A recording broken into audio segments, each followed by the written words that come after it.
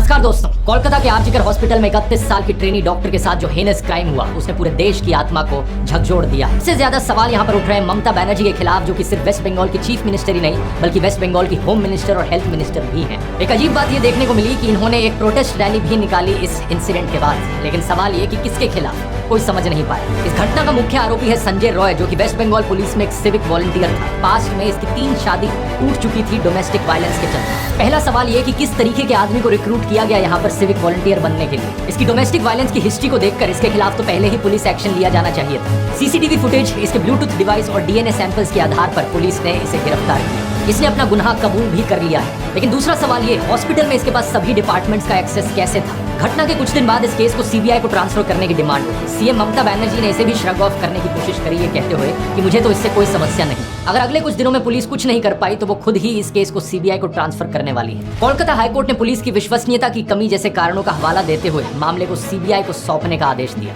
साथ ही साथ हाईकोर्ट ने यह भी याद दिलाया कि किसी केस के सीबीआई को सौंप दिए जाने की डिमांड दिखाती है कि स्टेट पुलिस में लोगों का भरोसा नहीं रहा है और ये होम मिनिस्टर और चीफ मिनिस्टर ममता बनर्जी का एक फेलियर है। यहाँ आता है हमारा तीसरा सवाल, आखिर किस तरह संदीप घोष जैसा आदमी आरजीकर मेडिकल कॉलेज का प्रिंसिपल बना हुआ था? इस पर आरोप है कि ये बहुत ही करप्ट इंसान रहा है। अलेजिडली इसने माफिया की तरह इस मेडिकल कॉलेज को चलाया, लेकिन बार बार इसका ट्रांसफर रुक जाता था। देश भर में जब लोगों ने इस केस पर आवाज उठाई तो वर्क प्लेसेस में औरतों की सेफ्टी के लिए वेस्ट बंगाल सरकार ने कुछ इनिशिएटिव्स अनाउंस किए। सुप्रीम कोर्ट ने मामले की सुओ मोटो कॉग्निसेंस ली, कुछ स्ट्रॉन्ग स्टेटमेंट्स दी, जैसे कि संविधान में दी गई इक्वालिटी क्या ही है अगर औरतें अपने वर्क प्लेस में भी सेफ ना हो और उन्हें बेसिक इक्वालिटी डिनाई की जाए। ग्राउंड लेवल चेंजेस आने के लिए देश अब एक और रेप होने का इंतजार नहीं कर सकता। कुछ दिन पहले दोस्तों मैंने इस केस के ऊपर एक पोस्ट लिखी थी और आपसे कहा था, उम्मीद है आप लोगों का इंटरेस्ट लूज ना हो जाए इस इशू में। जब तक मेरा ये वीडियो रिलीज होगा शायद आउटरीच खत्म हो चुकी होगी, शायद प्रोटेस्ट रुक चुके होंगे, लेकिन क्या देश में हो रहे हर रोज के करीब 80 रेप केसेस रुक गए होंगे? बिल्कुल भी नहीं। कोलकाता की खबर के बाद आई उत्तराखंड से ये खबर, एक नर्स के साथ भी ऐसा ही हादसा हुआ। इस केस में बस ड्राइवर और बस कंडक्टर शामिल थे।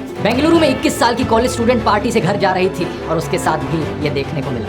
महाराष्ट्र के बदलापुर इलाके में एक स्कूल के क्लीनिंग स्टाफ द्वारा 3 और 4 साल की 2 छोटी लड़कियों का सेक्सुअल अब्यूज किए जाने की खबर आई। सैकड़ों एजिटेटेड पेरेंट्स ने रेलवे स्टेशन पर ब्लॉकेड किया। इन सारी खबरों को देखकर आपको लगे कि पिछले 8-10 दिनों में कुछ ज्यादा ही रेप्स होने लगे हैं पूरे देश भर में, लेकिन ये बात सच नहीं है। रेप्स हर रोज हो रहे हैं, लेकिन रिपोर्टिंग हर रोज नहीं हो रही। आउटरीच और प्रोटेस्ट हर रोज नहीं हो रहे। देश में लार्ज स्केल प्रोटेस्ट सबसे पहले शायद 2012 में हुए थे निर्भया केस के बाद, फिर 2019 में जब हैदराबाद में 26 साल की एक वेटनरी डॉक्टर का रेप और मर्डर हुआ, फिर 2020 में लोगों ने आउटरीच की हाथरस केस को लेकर, जहां 19 साल की दलित लड़की के साथ यही हुआ, और अब 2024 में कोलकाता में ये केस हुआ। पिछले 12 सालों में 4 बार आउटरीच और प्रोटेस्ट। शायद मैं कुछ 2-3 केसेस भूल रहा हूँ, लेकिन मोटे मोटे तौर पर 7-8 बार से ज्यादा आउटरीच और प्रोटेस्ट हमें देखने को नहीं मिला है। और ऐसा नहीं है कि आउटरीच करने में कुछ गलत हो, कुछ भी ऐसा सुनकर आउटरीच महसूस करना एक नेचुरल इमोशन है। प्रोटेस्ट करना भी हमारे जिंदा होने की निशानी है, लेकिन हालातों में कुछ तो सुधार होना चाहिए। 2012 से लेकर हम अब तक देखें तो हो इसका उल्टा ही रहा। 2012 के आसपास एक साल में 25,000 ऐसे केस रिपोर्ट होते थे, जबकि एनसीआरबी के लेटेस्ट फिगर्स के अनुसार